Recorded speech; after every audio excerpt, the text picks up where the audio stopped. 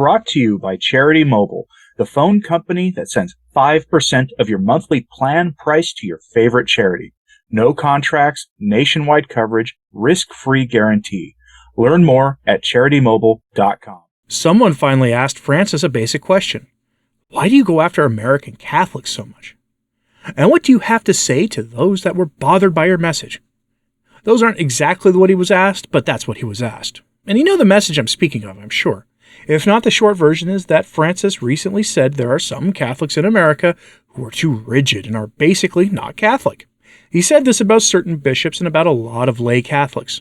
He, of course, never named any names because that's not how he generally does things. But we all know who he was talking about. Rigid traditionalists who cling to their rosaries and to the same faith as our grandparents. That's who he was talking about, folks. And in our story today, he has a message for those of us who are perplexed by his continued messaging about how bad Catholics in America really are. And he sent it in two ways. With a direct snarky message to us, given by the media, and also with an example of how he views his ideal Catholics. It's a nasty message he sent to us, but we shouldn't be surprised at this point. His disdain for the church in America is palpable. Let's dive into the story. But before we do that, I wanted to once again thank the patrons and channel members of Return to Tradition for their continued support. Their support really does help keep the work I do here coming. They help keep these daily messages going with their support of as little as like $1 a month, which they make through either that join button below or through Patreon or Subscribestar, the speech-respecting Patreon alternative, or a few other options they ask for, all in the description box below. And if you want to help out, it'd be greatly appreciated. Now, let's take a look at some of these slings and barbs that Francis sends all of our way, because we are apparently nasty, rigid American Catholics, and this also applies to you who are not Americans watching this. Crux now reports on this story, which came to us by way of one of Francis's infamous airline interviews. He was also asked about his controversial remarks he made about a certain country that is east of Europe and is involved in a rather controversial conflict in Eastern Europe. He remarks to Catholics of that country that caused a lot of consternation when he told them to essentially remember their heritage, but lost in those remarks was this, quote, he was also asked about comments he made about American Catholics during a conversation with Jesuits in Portugal, during which he called out a reactionary attitude and an environment of closure on the part of some who he said replaced faith with ideology. Francis seemed unbothered by the backlash his comments generated among American Catholics, saying, yes, they got mad, but move on, end quote. The Francis sycophants are telling us that he's telling American Catholics to get over it, that we should just suck it up and get over the verbal barbs he slings at us. That's their interpretation, and I think that's at least in part the correct one. He's basically dismissing us. But I also think he's telling the media to get over the story, too.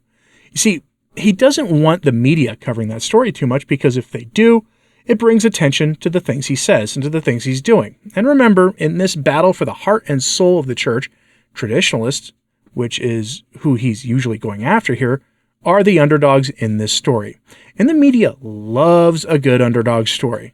More than that, American Catholics who aren't traditionalists, but who have real questions about the state of the church, also love a good underdog story. Francis doesn't really want this story to gain any traction. And so not only is he asking you and I to get over the verbal abuse he's slinging towards us, he's telling the media to stop covering it. But the get over it remarks are, of course, being repeated far and wide on social media by his most loyal supporters, especially among Americans. So the message is loud and clear for us. Get over it. Perhaps we should just get over it and endure the spiritual mistreatment at the hands of the man the world thinks is the Pope. And instead, we should focus on Francis's contradictory words about the synod.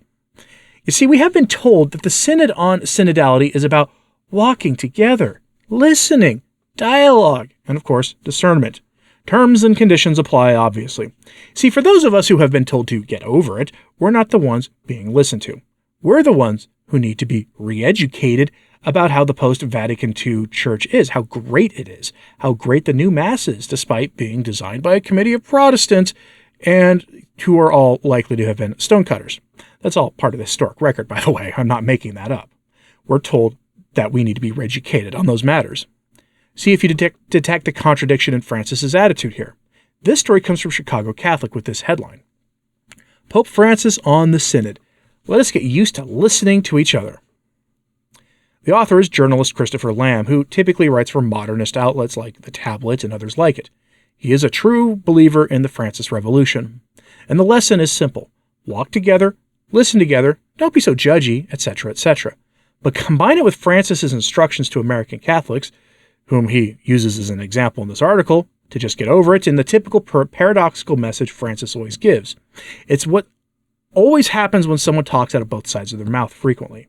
So from the article, quote, "The Synod process, which will hold the first of two crucial assemblies in the Vatican next month, is shaping up to be the most significant event in the Catholic Church since the Second Vatican Council.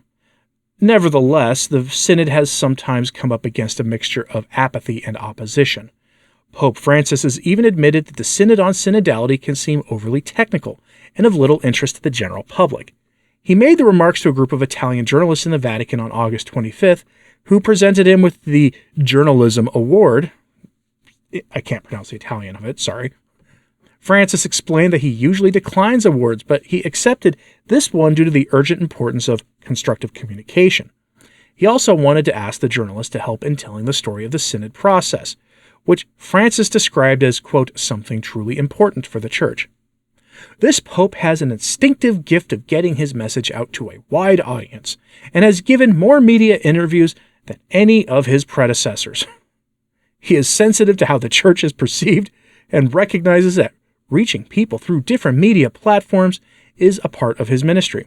But Francis also knows that the Synod meeting in October is already under a barrage of attack from some in the Church. They use social media platforms and publish articles and books, making wild accusations against the Synod as they seek to undermine the process.